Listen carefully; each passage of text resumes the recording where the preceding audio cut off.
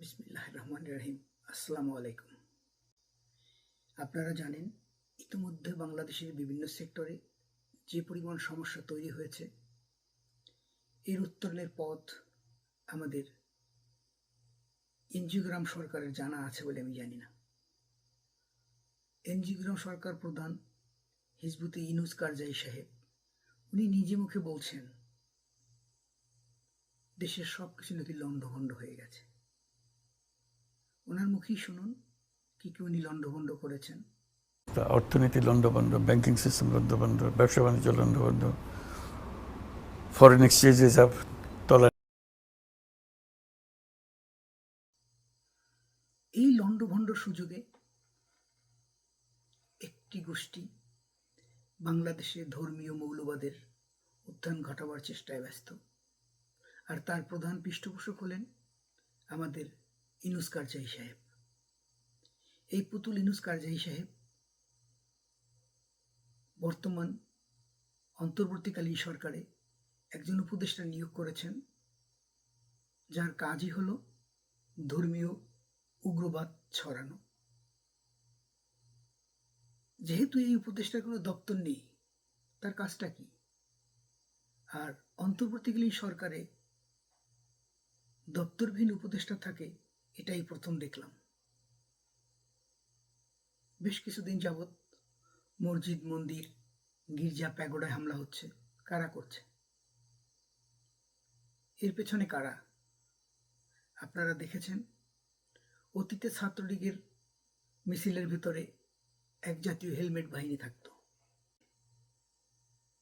তারা হেলমেট পরে থাকতেন কারণ তাদের পরিচয় লুকানোর জন্য। এখন দেখছি যেখানেই হামলা হচ্ছে সেখানেই এক ধরনের হেলমেট বাহিনী আছে। এখন তো ছাত্রলীগ নেই, এই হেলমেট বাহিনী কারা? সেই পুরানো আস্তিনের সাপ শিবির, এতে কোনো সন্দেহ নেই। একজন আইনজীবীকে পিটিয়ে হত্যা করা হয়েছে চিটাগংয়ে, আপনারা দেখেছেন? না দেখলে ভিডিওটা দেখে নিন।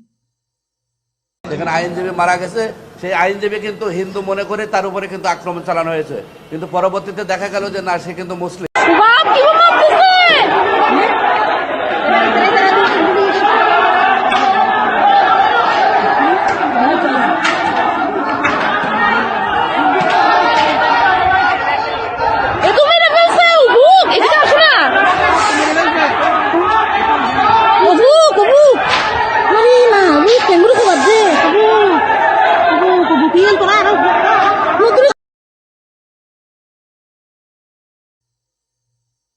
এই আইনজীবী নিজেও একজন উগ্রবাদী ছিলেন।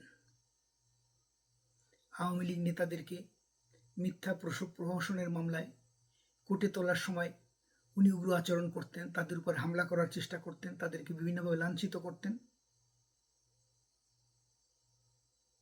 আজ উনি নিজেই সেই হামলার শিকার হয়ে নিহত হয়েছেন। কারা করেছেন? তারই গোত্রের লোকজন। কেন করেছেন?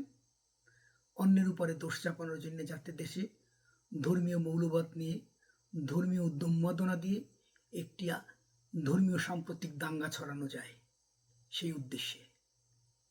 ধর্মীয় দাঙ্গা বাদলে কাদের লাভ হবে? এই জামাত শিবিরের, যারা বিভিন্ন শিক্ষা প্রতিষ্ঠান গণ্ডগোল করে বন্ধ করে দেওয়ার চেষ্টা করছেন। শিক্ষা প্রতিষ্ঠান বন্ধ থাকলে শিবিরের লাভ। ছাত্রলীগের পাশাপাশি যদি ছাত্রদল ক্যাম্পাসে না থাকতে পারে, এই শিবির তাদেরকে প্রসারিত করতে পারে খুব সহজে, যেমনটি করেছে আমাদের প্রাইভেট ইউনিভার্সিটিগুলিতে। যে আইনজীবী চট্টগ্রামে নিহত হয়েছেন, জামাত স্বীকার করেছেন সে তাদের কর্মী। তো যারা তাকে পিটিয়ে হত্যা করেছে, কেউ কিন্তু জয় শ্রীরাম স্লোগান দেননি। নিশ্চয়ই আপনারা ভিডিওটা দেখেছেন। এই যদি হয় দেশের বর্তমান পরিস্থিতি, আমরা কোন দিকে যাচ্ছি? এখনই সময় দল মত নির্বিশেষে এই ধর্মীয় মৌলবাদের বিরুদ্ধে কথা বলার, নিজেদেরকে জাগ্রত করার, স্বাধীন সার্বভৌম বাংলাদেশ, ধর্মনিরপেক্ষ বাংলাদেশকে মৌলবাদের করাল ছোবল থেকে রক্ষা করার। ভালো থাকবেন। জয় বাংলা, জয় বঙ্গ।